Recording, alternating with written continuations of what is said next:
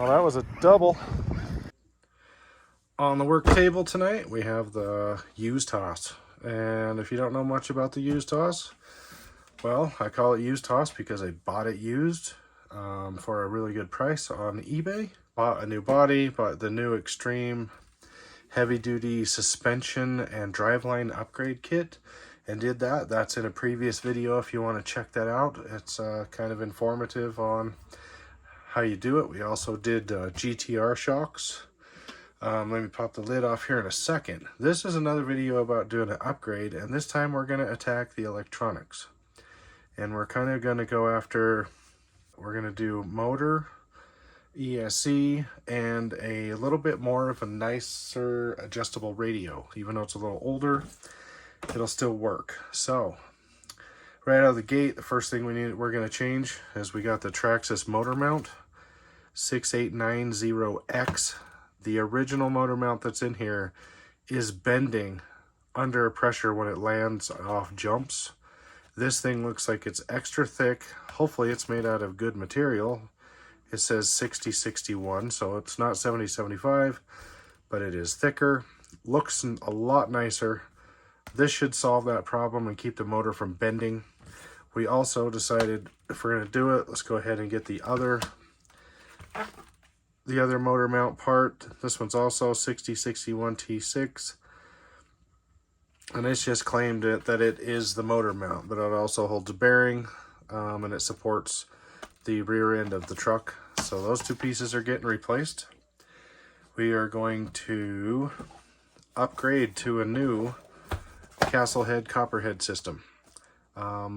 I haven't really got the performance out of this stock system that comes in the Hoss that I kind of wanted. It's not very a smooth system, and so I'm going to do a censored system, and the Copperhead 10 is censored. We're going to do the original Copperhead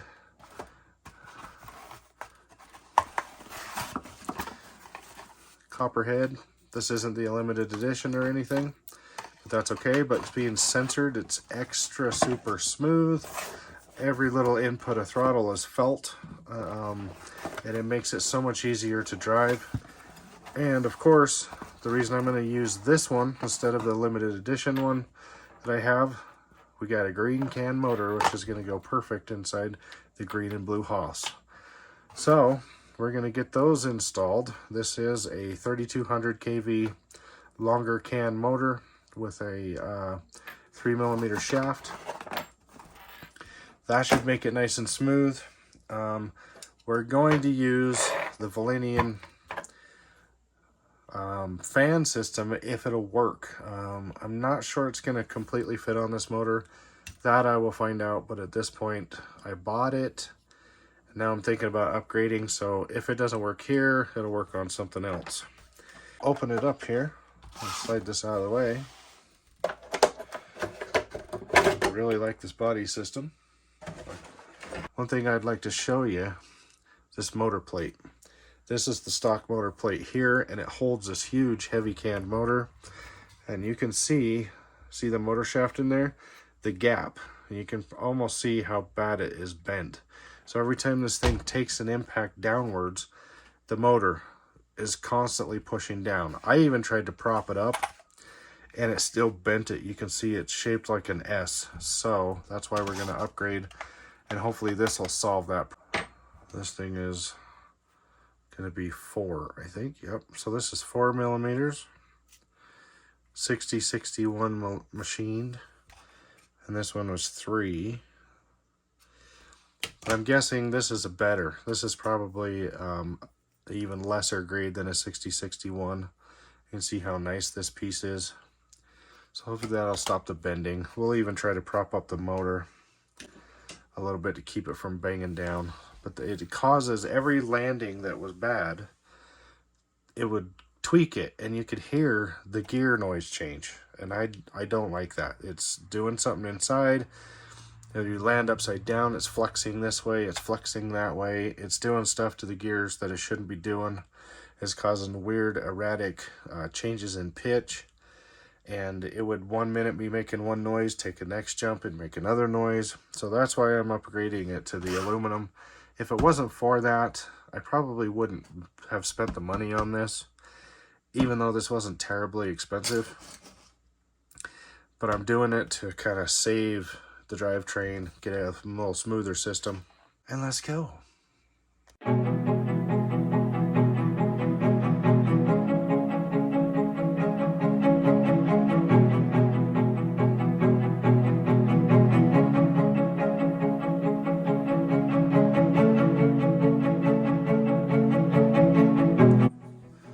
Here's this beautiful piece of motor mount. Looks like we need to pop a bearing out of here.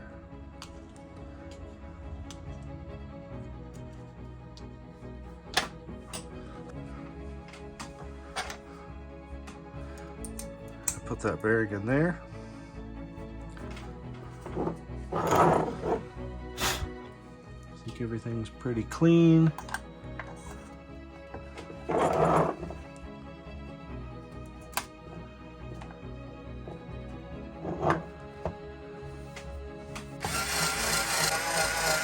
This aluminum motor mount's just gonna give a little bit more rigidity to the whole thing, but also helps with cooling.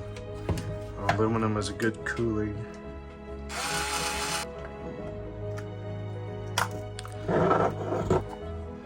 Okay, blew out the gearbox with the air compressor.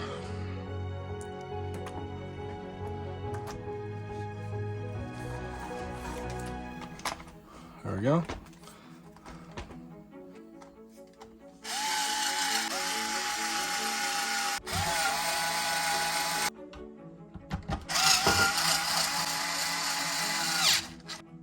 To remove the pinion.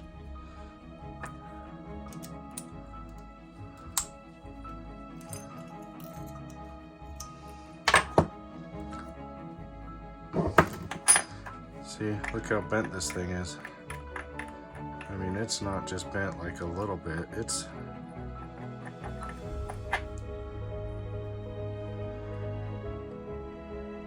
banana.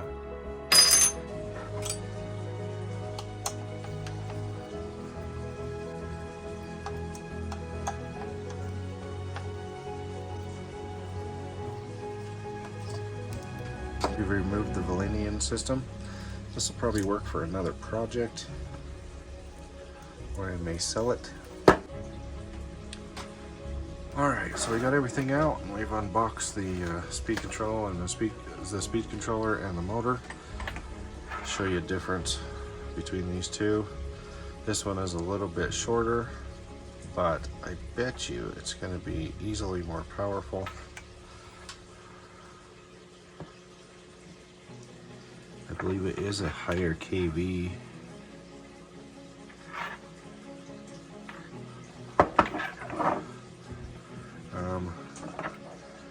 Seems like the wires are about the same diameter, but the plugs are bigger. It's the only differences. And then this one is running, you can get these in a 5mm or 3mm shaft. This particular one that I purchased comes with the 3mm shaft. Should be no big deal. I just put a reducer inside the pinion gear. I run a 16. We'll have to see how that works for this motor. Also, here's the copperhead 10. I have 4 of these systems that I'm running in different cars. They've been excellent, fully programmable. You can see they're about the same length as the Valenian. Maybe about 4mm narrower. They both have fans, but this is a censored system. You're going to get a lot smoother throttle, smoother braking, smoother takeoff, no cogging. So this system is really, I do really like this system. This particular one that I bought, you have to solder on your own connectors.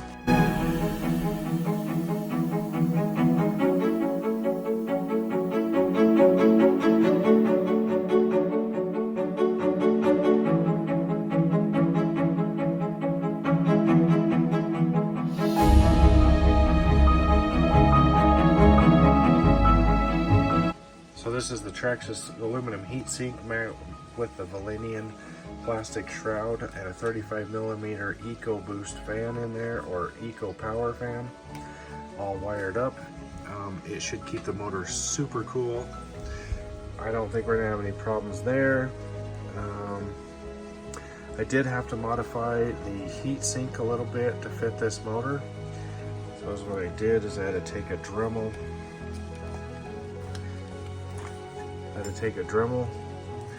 And cut out a little bit of the heat sink to fit around the motor wires. We don't want any arcing or any problems. And I also cut a little notch around that motor screw. Now it kind of fit in there, but I thought I should clearance it so it doesn't have any rubbing or whatever to make it work. And then it fits in there pretty nice. It does wobble back and forth a little bit, but it doesn't hit anything except for the motor screw. So I think we'll be fine there. We got all the wires routed up into the receiver box. Got to just zip tie them down a little bit.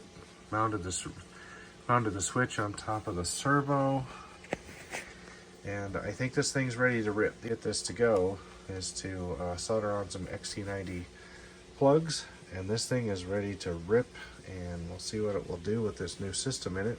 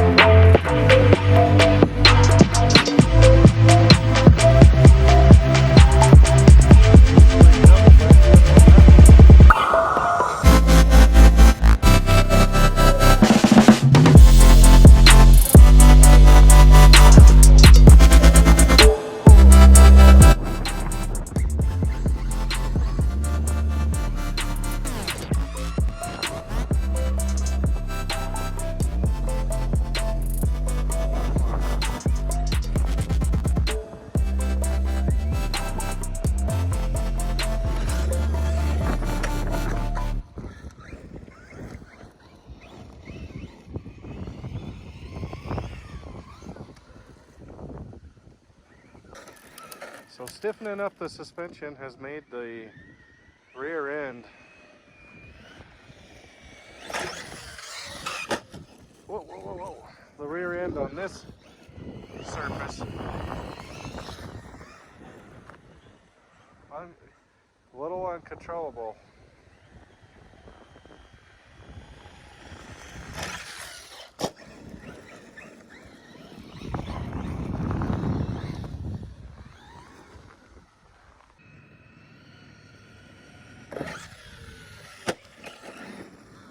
Still slamming down pretty hard. The suspension is a lot better. It runs flatter, but I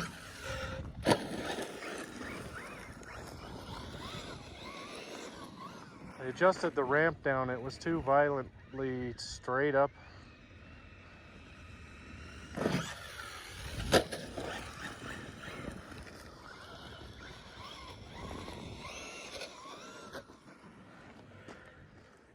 it's doing, being able to do triples almost.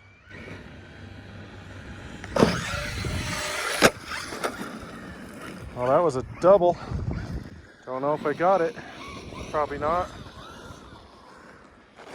The battery situation on this thing just irritates me, the way the battery's always coming loose.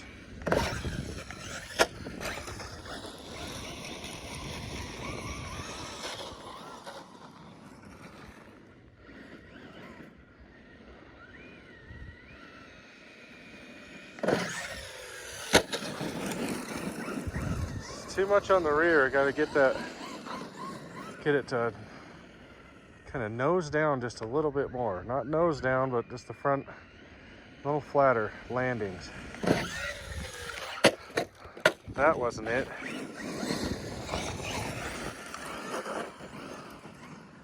Way too much rotation on that one.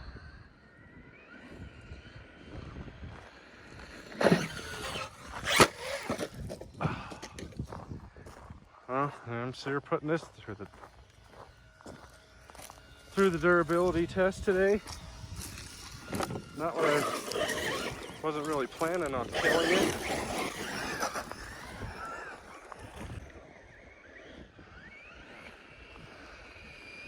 A little better. It doesn't. This truck just feels heavier than the rival MT10. It just doesn't seem to be as. It just feels heavier.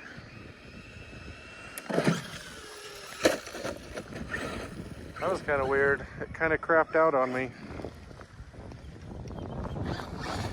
I felt like I didn't have any throttle there in the air.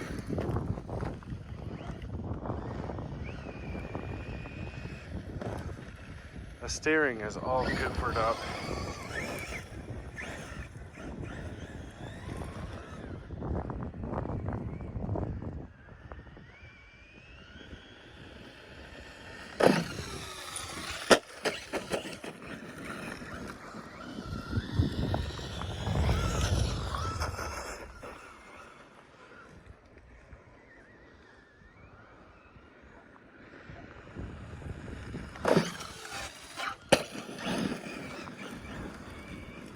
Jeez.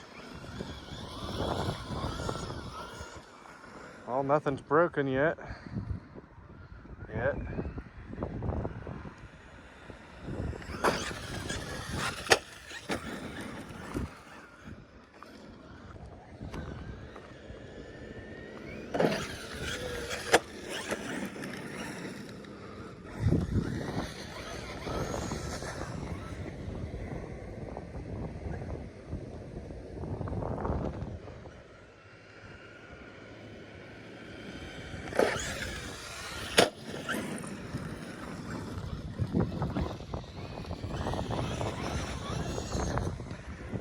I need to do some more tuning. It's kind of violent when it comes down.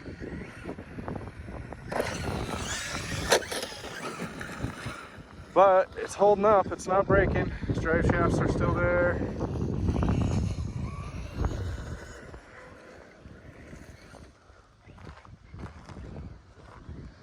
Can't seem to get it to hit just how I want it to though. It sounds so vicious when it lands. It is getting pretty good air though.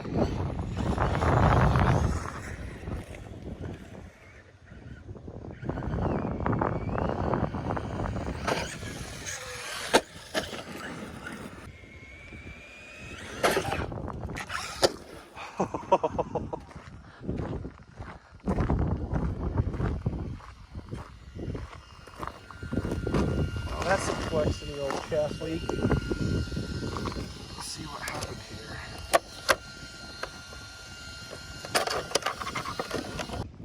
Well, this is what happens when you got a crappy battery strap. So I guess I need to pin this. I've had it fixed, I thought, but it's hitting so hard that it broke the case on the battery. That's what the slamming is, I guess, is this. It was popped open, and then look what it did to my plug, which almost shorted my battery out, and that could have caused a big old poof of lipo fire. So I think we're done running this for today. I do like the setup better. I like the speed controller. Still having an issue with this dumb ass battery compartment. And it's freaking ridiculous. This battery compartment is stupid. Why can't somebody come up with a fix? I mean, no aftermarket company has came up with the fix for this truck. Why? Is it because it's a Traxxas? If you make a part, they're gonna sue you? I mean, what is the deal? Can't somebody make an insert with Velcro straps on it so we can just fix this piece of crap? Only issue with this truck is the freaking battery.